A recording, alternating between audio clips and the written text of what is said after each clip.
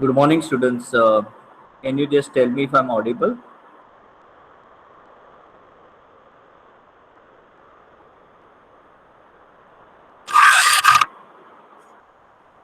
Okay. So today we'll be covering the last topic of your Unit 1. Okay. And then I'll discuss, just remind me after I finish this topic to discuss your IT paper pattern. Okay. Then I'll tell you some of the important questions that have come in the past exams. What are the topics you need to focus for your Unit 1? Okay. So let's start. Yesterday we were learning what are circular queues. So can someone tell me what are circular queues?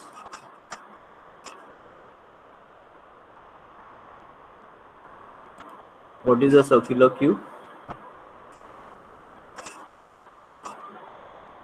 Aniket, can you tell me what is a circular queue?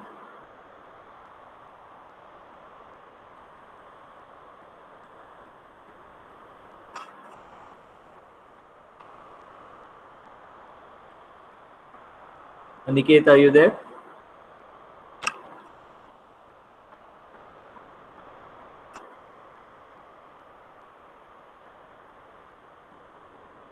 Avishka, what is a circular queue?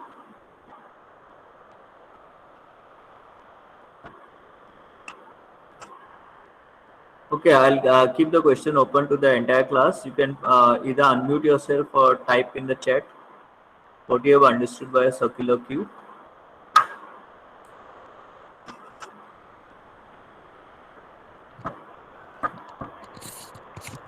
So the last node stores the address of the first node. You can say it's not exactly like that. Remember, like I've been telling from yesterday also, I told you, So I was not there yesterday, sir. you were not there. Yeah, Aniket, sir, Okay, Aniket. okay, yeah, okay.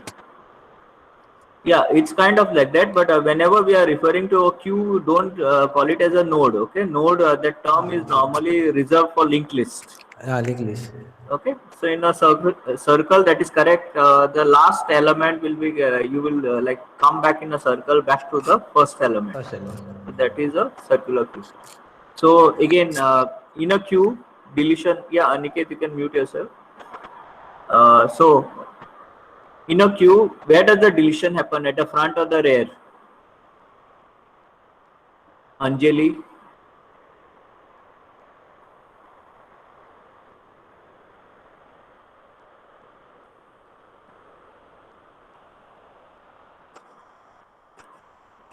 Anjali. Oh, front. Yes, Hello. deletion happens from the front, and insertion will happen from the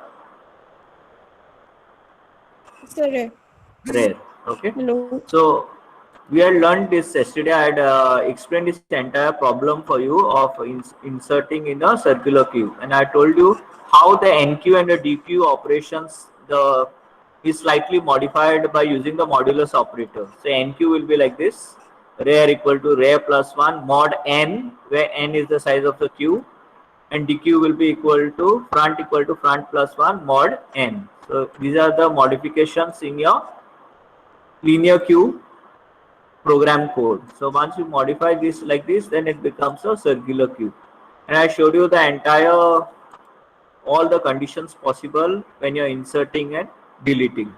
So did anyone have any difficulty with this problem that we solved yesterday? Means I showed you the insertion and deletion.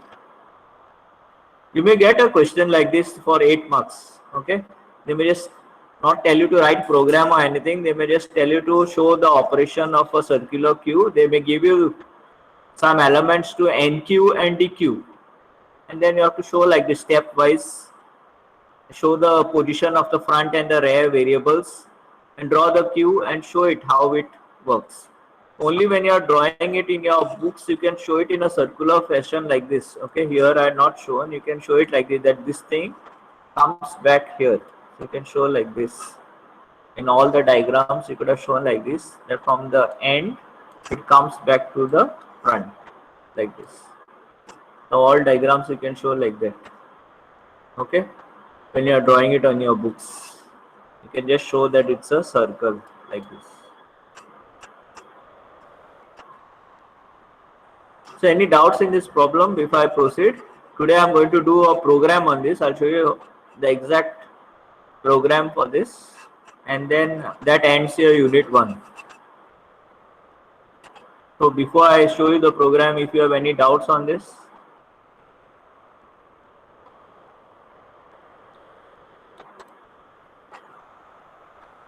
Okay, so I think no one has any doubts, so let's proceed with the program then. So basically this is your implementation of a queue. So this array here that I'm highlighting, items will be representing your queue. Okay, then like we have seen in the, I'll just show you the same diagram. So initially we had told that front end array will be equal to -1. So we have made front end array. Yes. We can't see your screen. Oh, I'm not present. Okay, yeah.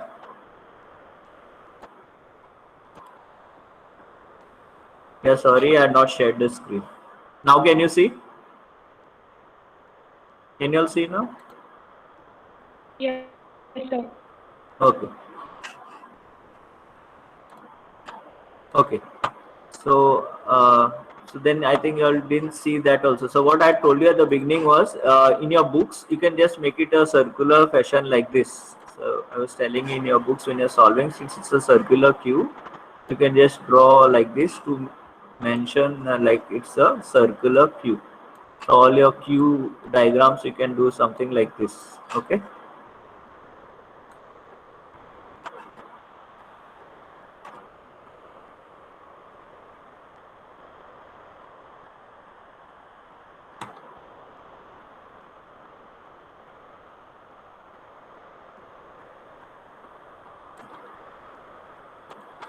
So this is the program. So basically I've defined the size of the queue. Okay, so I've declared the size of the queue as 5. You can define any size. There's no standard size for the queue, so define any size that you find convenient. Okay, this array here will represent our queue. So the name of a queue is items. Okay, and the size of that queue will be 5. Just like yesterday we had seen, initially the queue is empty. So the value of front end array is equal to -1. So that is what I have done here in this line. Value of front end array is equal to -1. Okay. Then this is where we start with our actual insertion or enqueue operation. So let's go to our main function here. So basically if I call this function dequeue, okay, first if I start with this, there's nothing in my queue, so there's nothing to delete. So if you try to delete from an empty queue, you should get one error. Okay, so when you call this function dequeue, let's go to dequeue and see what will happen. Remember the value of front end array here is equal to -1 because I've already set it here. The value of front end array is equal to -1. So when I call dequeue, okay, I declare one local variable. Inside this if statement, I call this function is empty. Okay, inside this if statement, I call this function is empty. What this is empty does? It checks the value of front, checks the value of your front variable. The front variable is equal to -1. That means the queue is empty, so it will return the value as 1. Now this is an advanced way of writing. The same thing could have been written in programming fashion like this. Okay, the same thing could have been written like this. For those of you who don't understand, I'll just write and show you. It could have been written like this.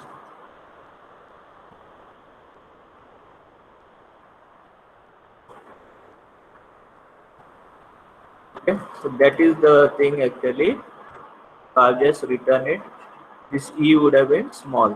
Okay. So this is actually what is the meaning. So if this value is true, you return value as 1, else you are returning the value as 0. Okay. So instead of writing the whole thing, like you saw so many lines are getting wasted and so many braces are needed, so many parentheses are needed, instead of doing all that, okay, the advanced way of writing things is like this. Okay. So whether you write return one on the same line or you write it on a different line, it does not matter. Okay. Remember, in C programming, space is not considered. So you can either put it on a new line or you put it on the same line, it will accept. Okay. So for this if statement, this line is executed. And if the if statement is not true, then this is like else. If this is not true, then else this will be executed. Okay.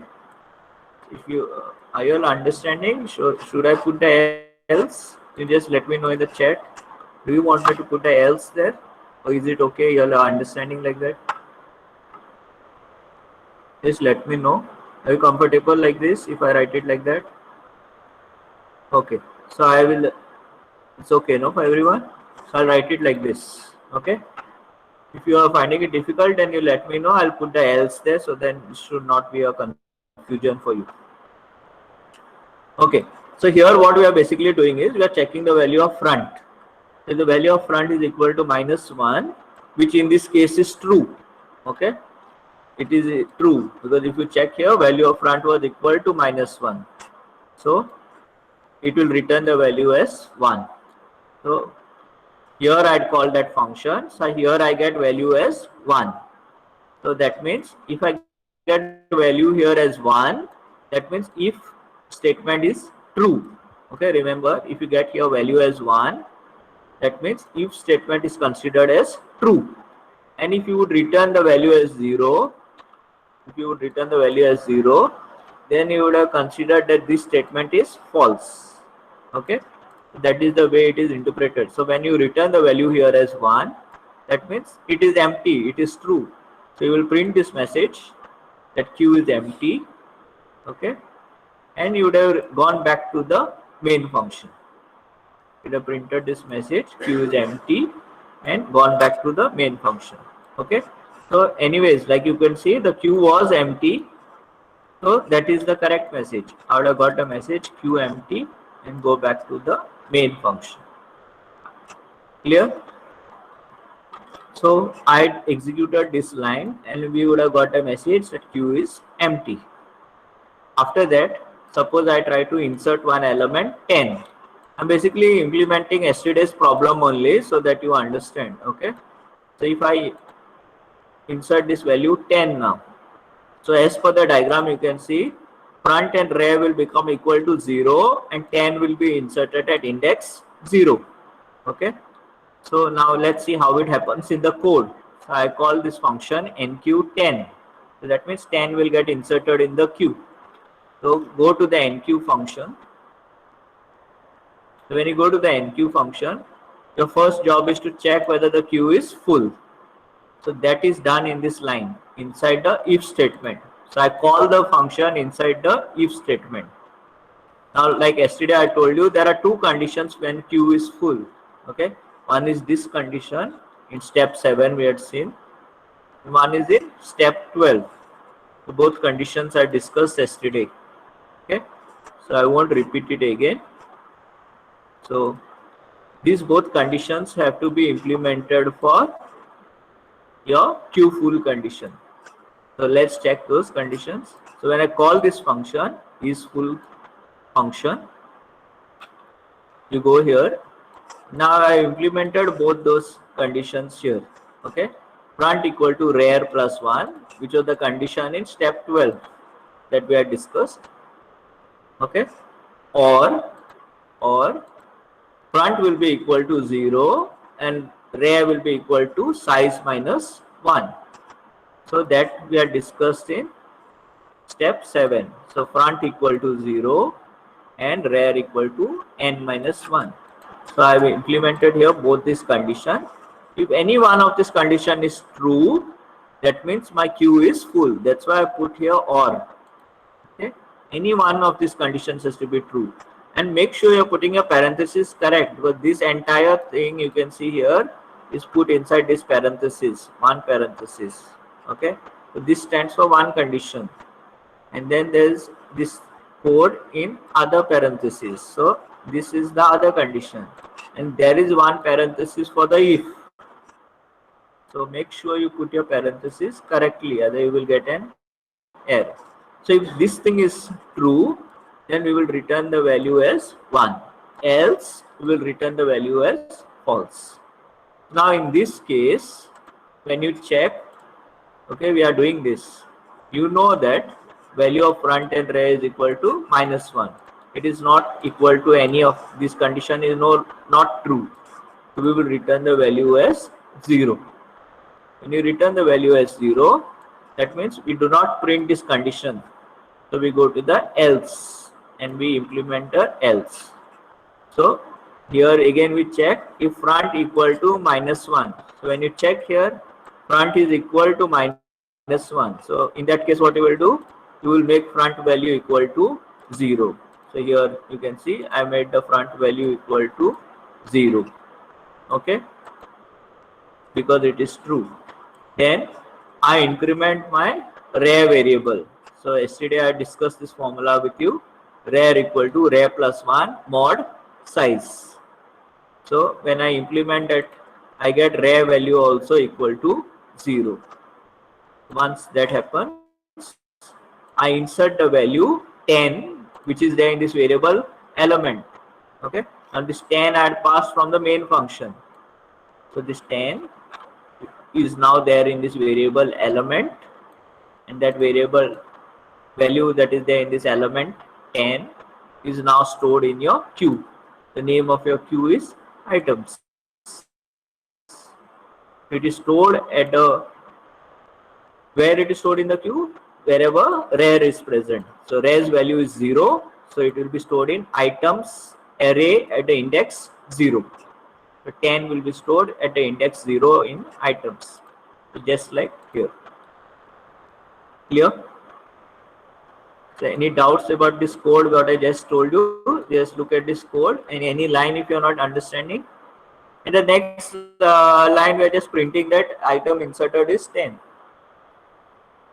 So in this, just go through all these lines of code. Any line if you are not understanding, just let me know now only.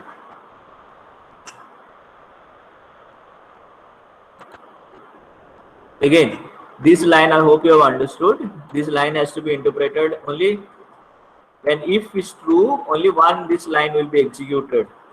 Okay, it is like this.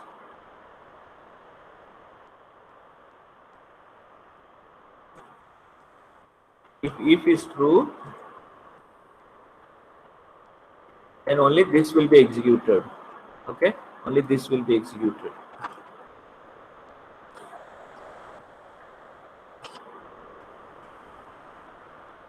Clear? So any doubts about this code?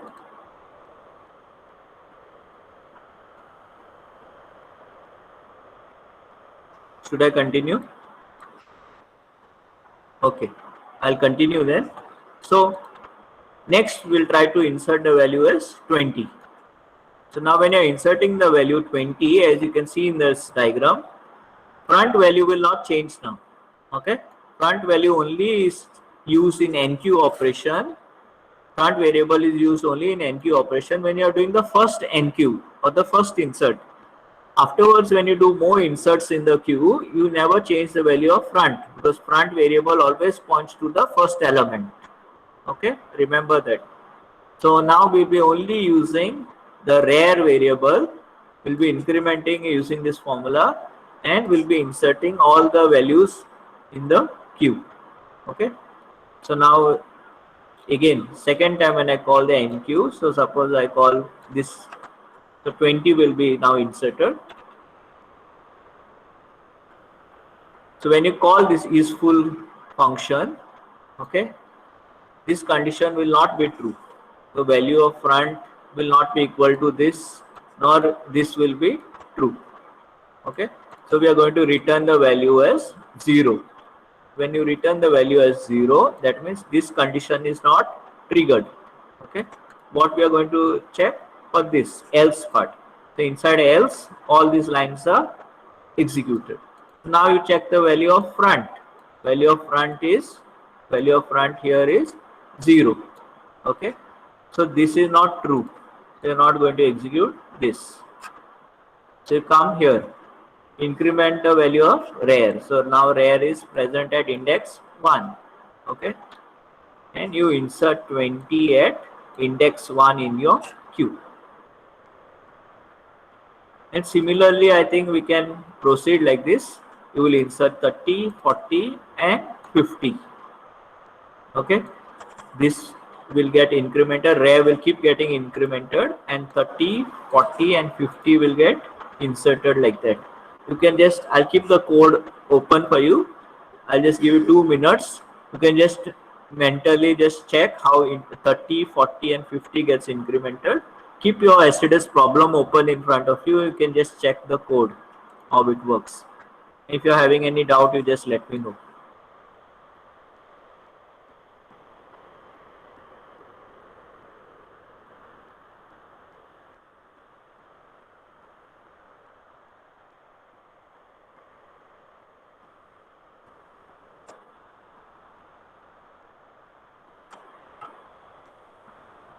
This line that I'm highlighting,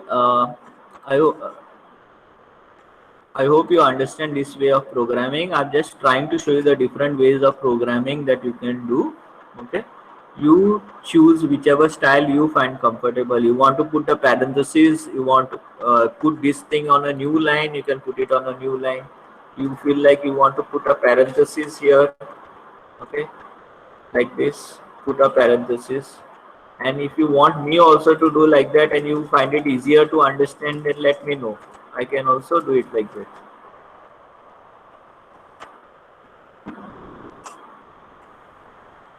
Okay.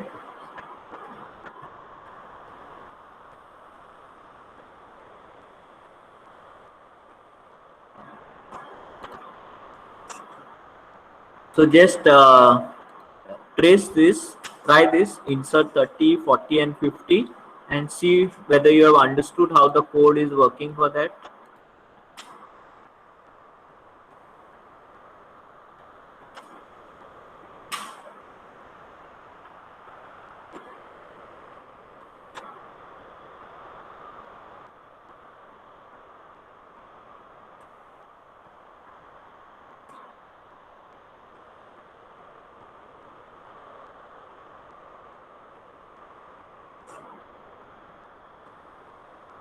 It's okay. Did you all get that? So let's go then proceed with the next one. So let's try now to insert 60. Now, as you can see in the diagram, in step 6 of our diagram, the queue had become full. Okay. So now if we try to insert, now we should get, our program should give the message that queue is full. Okay. So let's try to insert one more element now, 60. So when I call the main function here, I'm trying to insert one more element, 60. Now I should get a message that queue is full. Okay. So when I call this function is full function, when I go here, now one of these conditions should be true because as per my diagram, now already the queue is full. Okay. So you check this condition. Check the first condition, is front equal to rare plus 1? No, that condition is not true. Or check whether the value of front is equal to 0 and rare equal to size minus 1. Is it true? Yes, front is equal to 0 and rare equal to size minus 1. Size value is 5. Size minus 1 is 4. So rare is equal to 4 means rare is equal to size minus 1. So that means this condition is true. Front equal to 0 and rare equal to size minus 1. Since this condition is true, okay, we return the value as 1. When we return this value as 1, here we get the value as 1. When you get 1 here, that means this if condition becomes true. Okay, so we print this message that queue is full. Okay. Once we print this message, else part is not executed. So we print this message and we go back to the main function. Clear? Any questions about that? Okay. Is this fine? About step 7, have you understood how it has got, how you have got the queue full in the program? Did you get it? Did you understand how this thing is getting triggered? How the queue full is coming?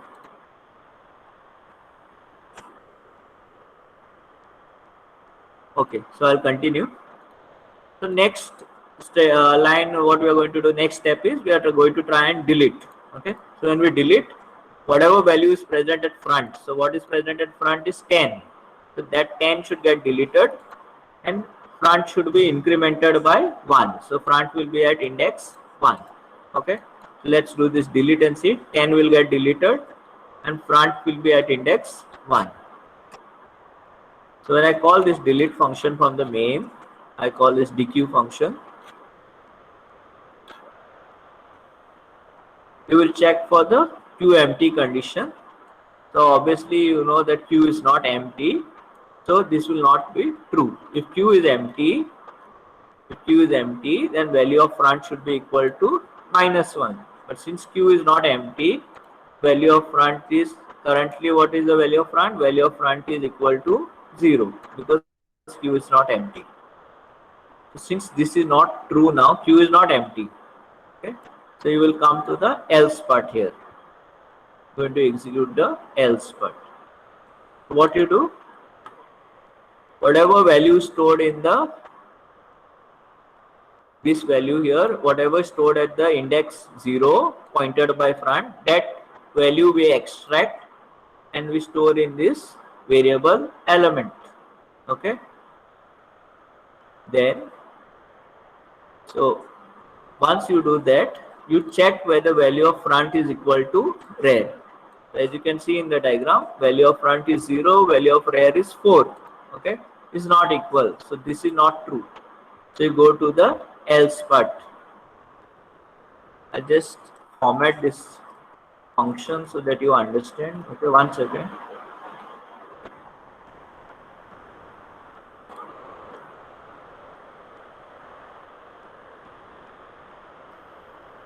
Okay, now you should understand.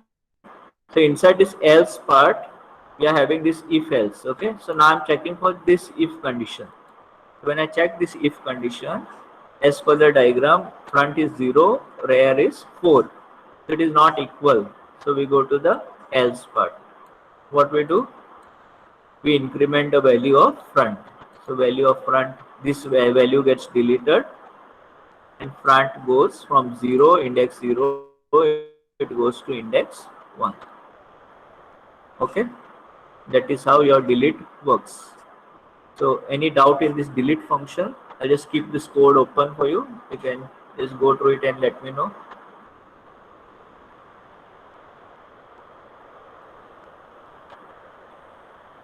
Just go through this code and let me know if you are understanding every line. Any problem in any line, then I will explain it.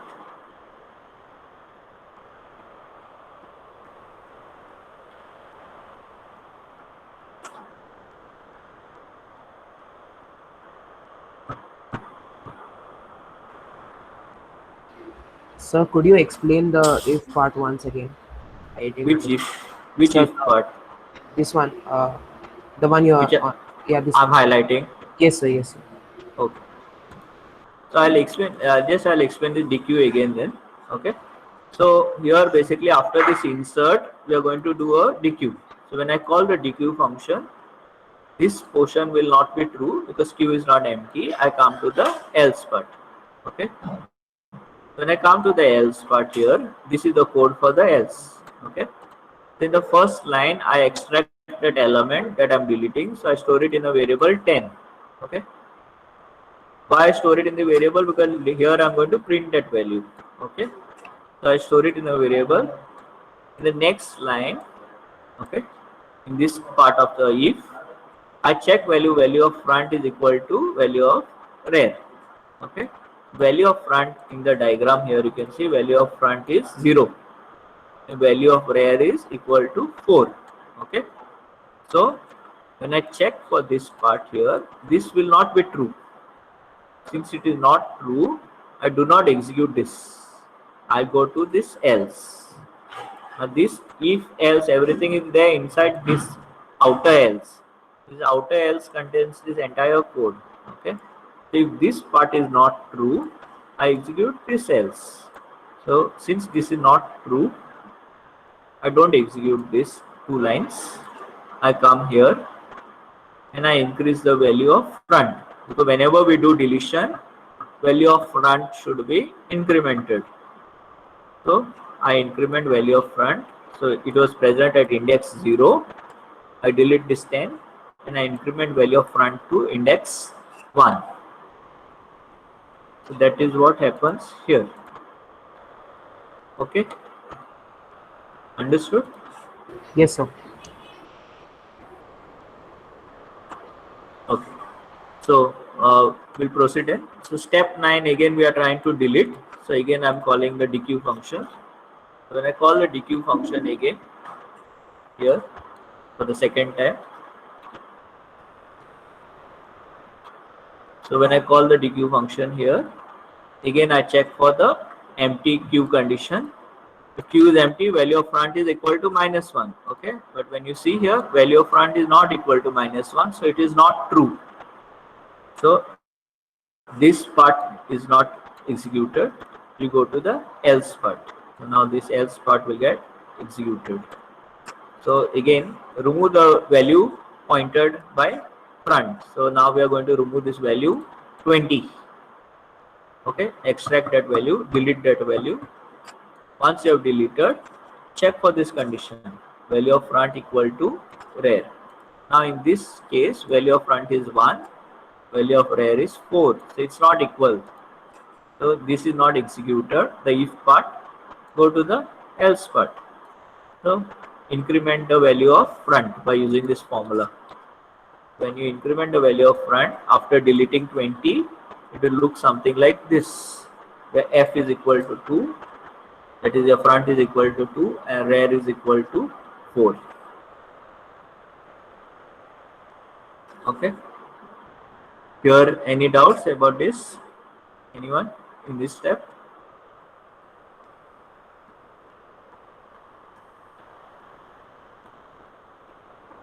Is it okay? Okay. I'll proceed then. If you have any doubt, you can type in the chat. Next, now we are going to try to insert again another value 70. Okay. So when we call for try to insert 70, 70 as you can see in this step will get inserted into index 0. Yesterday we saw why that happens. Okay. Why that happens is because of this formula that we have modified. As per this formula that we have modified, so rear value here was 4. Okay. Rear value here was 4. So 4 plus 1 becomes 5. 5 mod n. N size is again 5. So 5 mod 5, you get the value as 0. Remainder. Remainder of 5 divided by 5. Remainder is 0. So now that's when we insert a new value, the new value will get inserted at index 0. Okay. So that is what will happen in this step here. So when you call the enqueue, you call the enqueue function here. If you check for this condition, useful condition, it will not be true. So you will go to the else part. When you check for this if statement, front value is equal to, what is the front value equal to? Value of front is equal to 2. Okay. So it is not equal to this value. So we are not executing this line. So you will execute this. Again here, I hope you are, I'm not sure, is it okay? This part here is actually like this, okay? This things like this.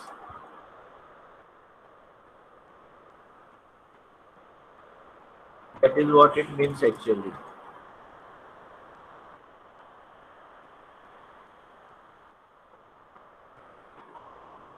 Okay, so if this is not true, then that means this part has to be executed. So what we do? Increase the value of rare. So rare will, like I told you, rare will come to index 0, insert that value that you want, and then we print a message that it has got inserted. So all these lines of code that I'm just highlighting are present inside this else. Okay, so this entire thing is actually like this.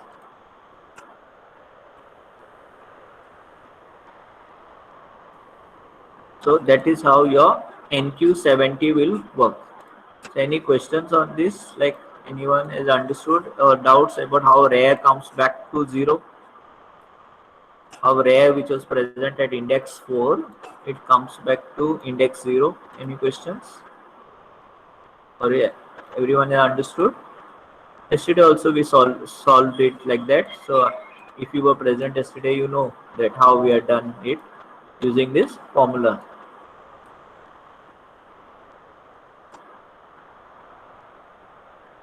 Okay, so you can just now, I'll keep the code open. You can check for these two conditions. Insert 80.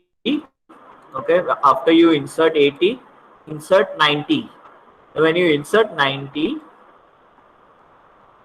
you will get the Q full condition. Okay, so first you just try insert 80. I'll just give you 1 minute. Do mentally for yourselves. Insert the value 80 and see whether you're able to get this thing.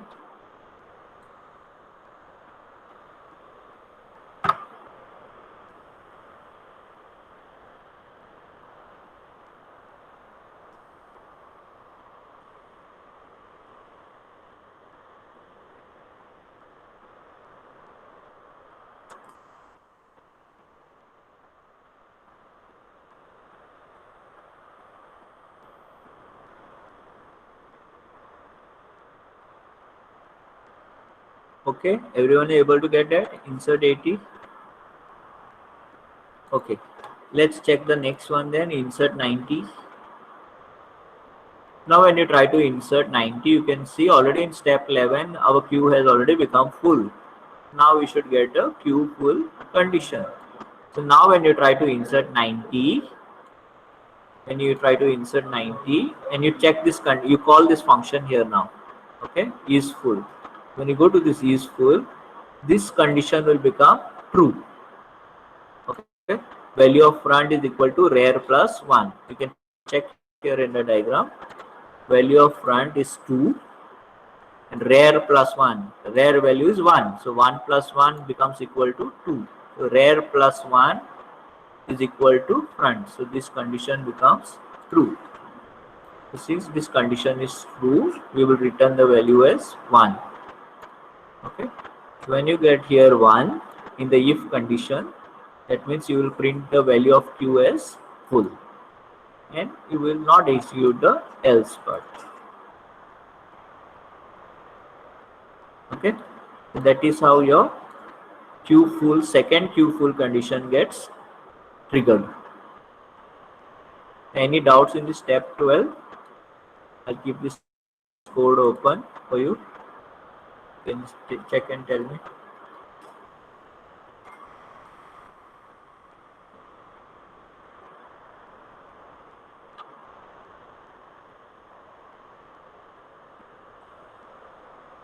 Okay, your full function is here and the enqueue function is down here. So just check and tell me if, is it okay?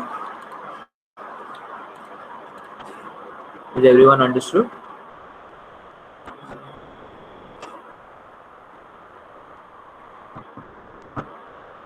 Okay, so we'll continue then.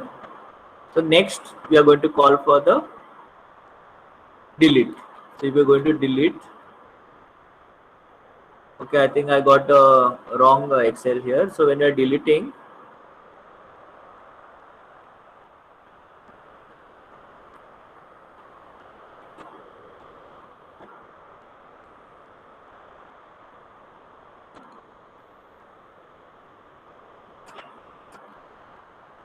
Okay, this is that which we should have been referring to.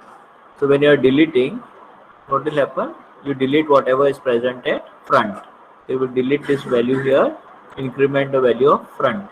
So I'll keep the delete DQ operation open.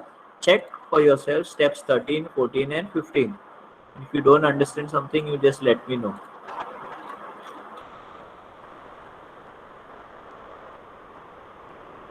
So this is your DQ. Okay. And yesterday we had solved step 13, 14 and 15. So now what it will be getting deleted will be 30, 40 and 50. Sorry, not this Excel, it's the wrong Excel.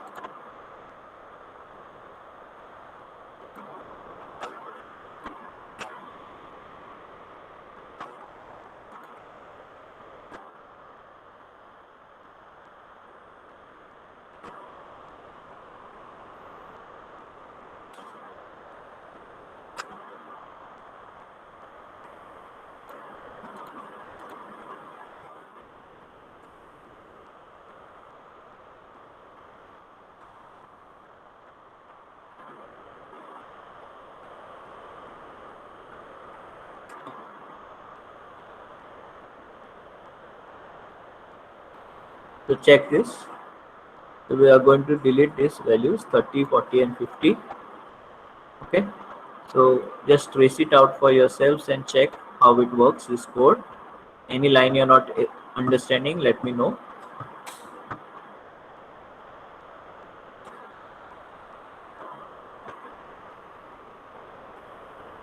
So first you're going to delete this 30 value that is present at front, 30.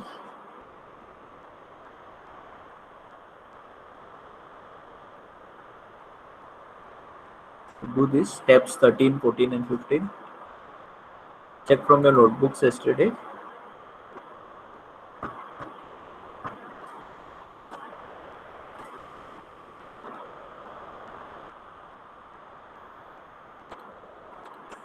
Are you able to trace?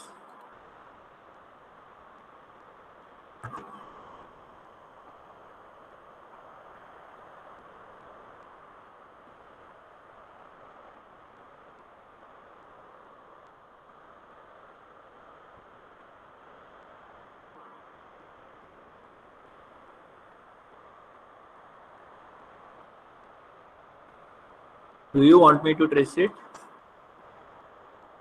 Just let me know in the chat. Do you want me to trace it? Are you able to trace it?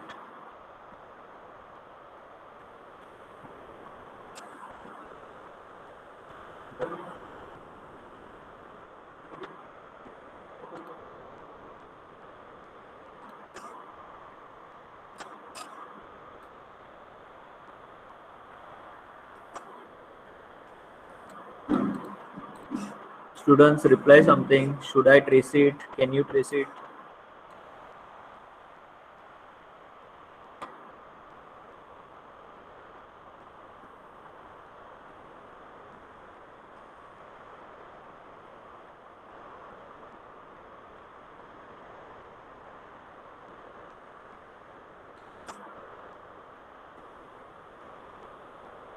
There's only one student who does not want it to be traced. What about the others?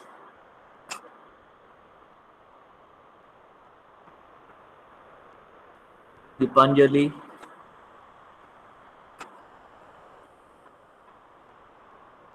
Okay.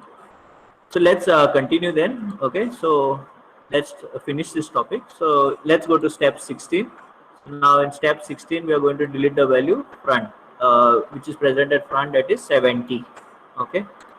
So again, when I call this function, this condition is not true, the if part. So I delete the value 70. I check for this condition, it's not true. So I increment the value of front. So your diagram will look something like this. Okay.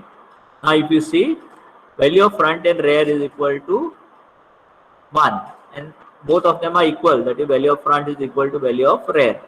If I do one more delete from this queue, this last value 80 will get deleted. Okay, so that means your queue will become empty. Like I told you yesterday, when queue becomes empty, value of front and rear should be equal to -1. Okay, Because whenever your queue is empty, that is the initial state, and that means your value of front and rear should be equal to set equal to -1. You can see here in the next step 17, when I do another delete, 80 gets deleted. Okay, so your queue gets empty. Just before your queue became empty, you knew that value of front and rear was equal. Okay, in this case it was equal to the value 1. So we take advantage of that fact. Okay, if you every time you can take various examples and check, just before your queue becomes empty, value of front and rear will be equal. Okay, it may not be equal to 1, it may be equal to some other value, it may be equal to 2, but value of front and rear will be equal to each other. So we take advantage of that and we set the value of front and rear equal to -1. Okay, so why we set the value of front and rear equal to -1? Because after you do this delete, your queue becomes empty. So we'll just do it and see. Now there is value 80. Okay, and value of front and rear is 1. So when I call the delete function again, this 80 will get deleted. So again your queue will not be empty. 80 will get deleted in this line. Now you check for this condition here. Value of front and rear. So when you check for the value of front and rear, it is equal. Okay, equal to some value. In this case, it is equal to 1. And since you are removing 80, queue becomes empty. So therefore, we set this value of front and rear equal to -1. Since this if part is executed, this else part is not triggered. And I print that the deleted element is 80 and I exit the function. Okay, so did you understand this step 16 and 17, how it works in the code? Any questions about that step 16 and 17?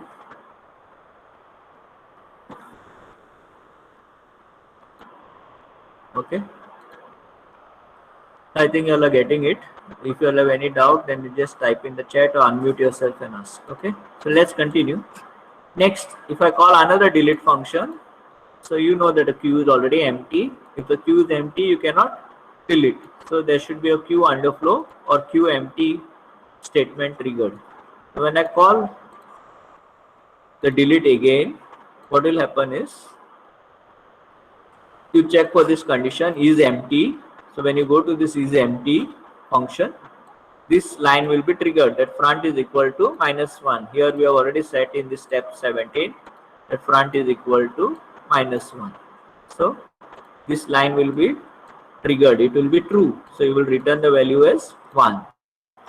When you return the value as 1, here when you return the value as 1, that means if condition will be considered as true. So you will print this line, queue is empty, and you will return this value. Okay, if you don't return this value also is fine. Okay, it won't make any difference. That is how your circular queue works, the program on circular queue. So this is the way you have to convert your problem into a program. So if I have to just give you suppose only this much part, the NQ and DQ, how it works, I told you that this is the full condition in step 7 and step 12. Okay, this is the way you should be able to convert it into a program. Okay, in unit 1 I have done a lot of programs for you. From unit 2 onwards, I'll be just teaching you the concepts.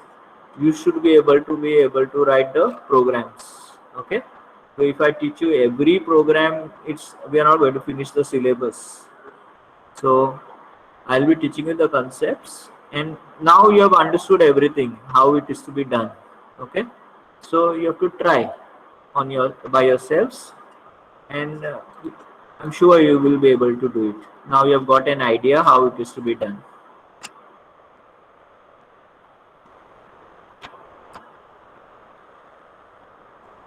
So before I close this program and I discuss about IT, does anyone have any doubt about this program? Any line? I'll just scroll through slowly, just go through all the lines. Any line that you feel you want to be explained again?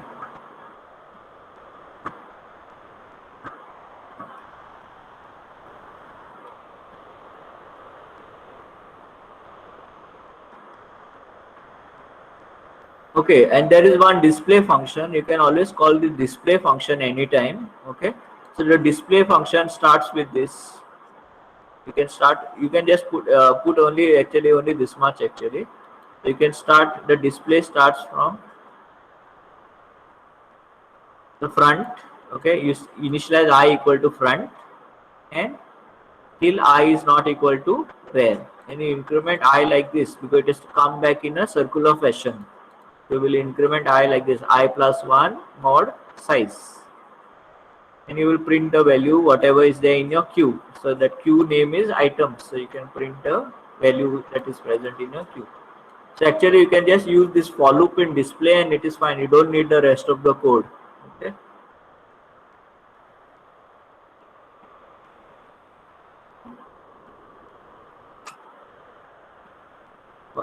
Why are we setting the value of I equal to front? Why we are not setting value of I equal to 0? Can anyone tell me why we are not making here I equal to 0? Here why we are not saying I less than or equal to 5? Why I am putting I not equal to rare? Can anyone tell me this? Why I equal to front? Why it's not I equal to 0?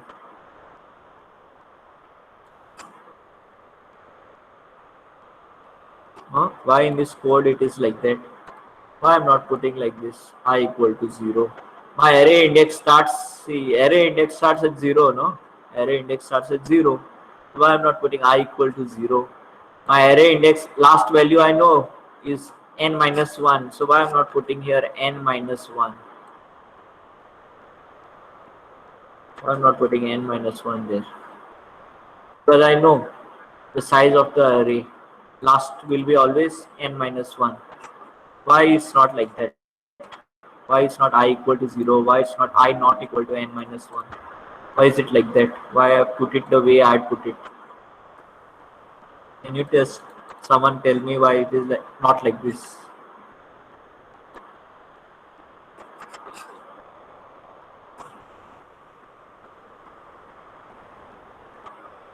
Because the first element is at front. Front may or may not be at 0. Yes. The required output is what is that, of the queue, not the array. Correct. Circular queue, so front can take other values. Yes. Yes. So basically, yes. Just look at this diagram that we had solved yesterday. Okay.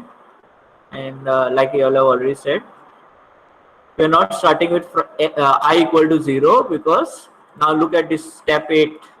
Look at this step 8. Our queue is starting at index 1 and ending at index 4. So that's why we are initializing I equal to front. And we are displaying all the values till I equal to not equal to rare. Why it is like that? For example, here, when you are displaying the values in the step 13, first value that will be displayed will be 40, second value will be 50, third value will be 70, fourth value will be 80. So it is going in circular fashion, 40, 50, 70, 80. So I equal to front and I not equal to rare. Clear? That is the reason we are not made it like this. So good. Okay, so I think that's what I was telling you. You will be able to be manage the programming now henceforth from unit 2 onwards. Okay, you have all understood how the programming is to be done. Whenever you get time, program. Now you all are having a IT. That's why I'm saying whenever you get time. But the moment you finish your IT, you need to do this program. But now in between, if you get time, you can try this program. That is yesterday's topic that I taught you. Checking for a palindrome using queues. Okay, algorithm I taught you yesterday's lecture. How we check for palindrome using queues and stacks. So you can try for that. Try that program. Okay. So I think I'll close this and we'll discuss about the IT. So basically about your IT, you're going to have a 25 marks paper. Okay. You're going to have 4 questions. All 4 questions will be compulsory. Okay. you're going to have 1 hour to write your paper actually. Okay, the instructions have been given on the website. You need to exactly follow those instructions, put the roll number and whatever has been specified like that, sign on each page, put the page numbers on each page, read those instructions properly. Again, you need to be logged in into your official ID, that is your DBCA ID, when you're submitting your paper. Okay, if you are not logged in, like for example, many students, this is a common error that we have been observing, so I'm telling you, you all are logged in into your personal email IDs or something, or I don't know how it works on the mobile, but mostly when you submit from the mobile it gives a problem, because I don't know which email ID the mobile is detecting when you're submitting the form. So whenever you're submitting the form, you should be logged in into your G Suite ID, DBC G Suite ID. Otherwise, you will get an error that you have to contact the owner and so on. Like yesterday, I think some students were finding on the mobile. So you will have to then try from some other device or from a laptop if you are still finding that error. In the worst case, if you cannot submit the paper and you are still doing everything correctly and you're not able to submit the paper, then you let me know. We'll do something about it. But normally this is the error. It has always happened to many students before also. So just make sure you're logging in into the correct email ID.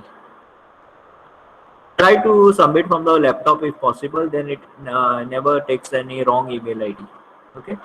So basically you all are going to have 25 marks paper. One question will be of 8 marks, another question will be of 7 marks. So there are going to be, and the remaining 2 questions will be of 5 marks each. So total will be 25. All are compulsory, like I told you. Now, when you are solving this homework, you all had many doubts like whether you should solve using stacks, especially the question 4 and 5. Okay, read the question carefully when it comes for your exam. If it just says convert from infix to postfix, okay, like it was said in your homework, then you can directly solve using your maths concepts. Use your priorities, parentheses, whatever those rules, and solve. Okay, but if it is said using stacks, then you have to solve using the algorithm that has been taught to you. You have to apply that algorithm and write the step numbers of the algorithm. No need to write the algorithm. Okay. So if there is that question comes for your paper and you are told to solve using stacks, there's no need to write the algorithm. Just mention directly solve using the algorithm. Write the step numbers as per the algorithm. Okay. So basically you will have to know the algorithms. Then the questions that can come for you are, for example, you could be told to explain what are the data structures, what are the types of data structures. Like this was covered to you in the first lecture. Okay, introduction to data structures. Then you can be asked to give examples. Then continuing, you can be asked what is linked list, what are the types of linked list. Compare the types of linked list. So compare linked list and arrays, compare arrays with stacks, or compare arrays with queues, compare stacks and queues. So now we have already studied all of these things, so you should be able to compare. So if there are 5 marks, you are expected to write 5 points. An example is not an difference. Okay, if you're comparing, if you give an example of you write one code of a stack and you write one code of a queue, that is not considered as one difference. Okay, so you have to write 5 proper differences. For example, between stack and queue, one difference will be stack is last in first out, queue will be first in first out, and like that. Okay, where the deletions take place in stack, where the deletions take place in queue, and so on. If you just think, you will get easily 5 points. Okay, prepare yourself for such type of questions. Also, for a linked list, you may be asked to write a program, or for a stack, or for a queue, or you may be asked to write a program and evaluate postfix expression, or convert infix to postfix, or circular queue, or you may get even that palindrome checking. So all these programs, you may be asked to write algorithms, or then we have solved stepwise insertions and deletions in stacks, in queues.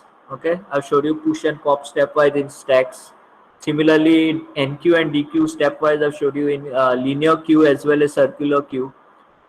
So you may be asked to show it stepwise. So when you're told to do stepwise, means you have to show each diagram and the positions of the pointers. So in case of stack, you'll have to show the top of the stack, at what index it is present. In queues, you'll have to show the front and rear, at what index it is present at every step. Okay. In case you're running out of time, then you can combine and you can do multiple, but then you won't get the full marks. But you will get something better than leaving it blank.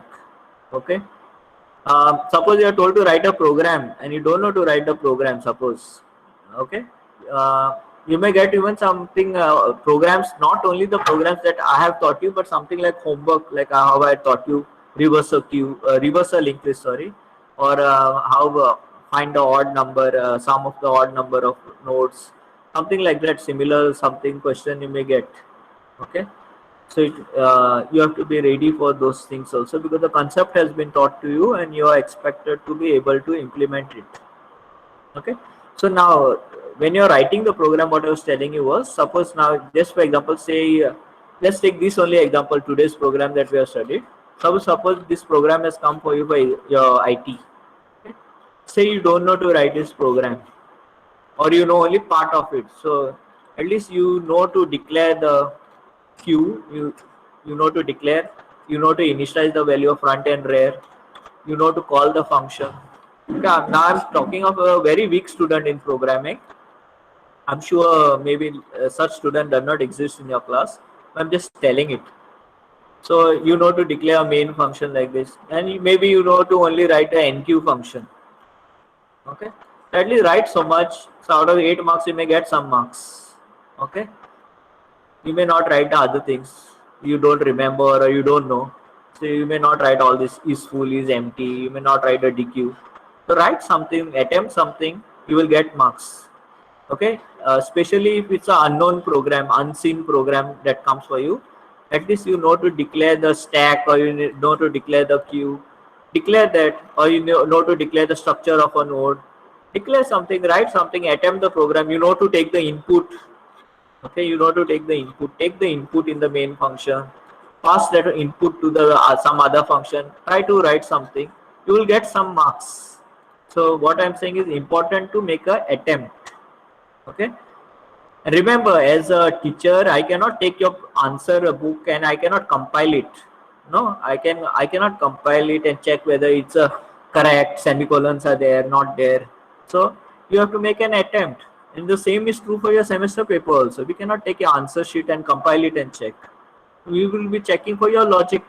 If the logic is correct, if the logic is somewhat correct, you will get your marks. If it's fully correct, you get full marks. If it's somewhat correct, you get some less marks. But if you don't attempt at all, you get 0. So make sure you make an attempt about every question. Okay. So this is just a tip for you with respect to program. So now with respect to linked list, for example, I may give you a question, add a node at the beginning, write a function to add a node at the beginning and show stepwise diagram. So then in that case, you'll have to write the code and also show stepwise diagram, like how I explained to you. I was showing you stepwise what happens in the diagram. You'll have to show a stepwise diagram. No need to write explanation. Okay, unless it is coming for 8 marks or something like that. If it is coming for 4 marks and all, you just write the line of code. So for example, this is the line of code in your linked list. So I'm just giving example. Draw the diagram for it, either in the side or below it. Write the code, draw the diagram. Then write the next line of code, draw the diagram for that, and that's it. That will be for your 4 marks. If it comes for 8 marks and there is just only one function for which you have to draw a stepwise diagram, then you have to give an explanation. Write this line of code, draw the diagram and explain what happens there in brief, 1 or 2 lines. Don't try to write big paragraphs. You will not finish the paper then. If you have a lot of time, you can write a lot of things, but you see, look at your speed of how fast you are. Okay.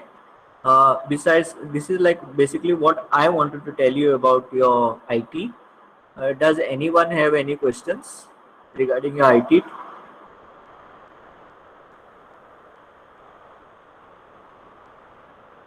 Does anyone have any question before we stop?